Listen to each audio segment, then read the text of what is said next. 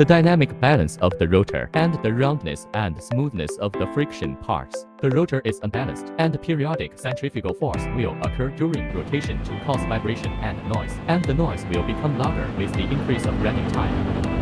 All parts that produce relative motion when the water pump is working will produce friction noise, such as rotor and shaft, rotor and gasket. In addition, there are many control points when the pump is assembled, such as the coaxiality of the rotor and the stator, the verticality of the shaft and end. If these accuracies are not well controlled, it will cause the same periodic noise as the rotor dynamic balance difference, and these require high-precision production equipment to guarantee. From the noise analysis of the water pump to the professional analysis of the overall noise combined with the actual operation of the equipment, Topsflow did it very well, providing customers with the most satisfactory overall noise solution, and help customers to choose quiet pump without detours.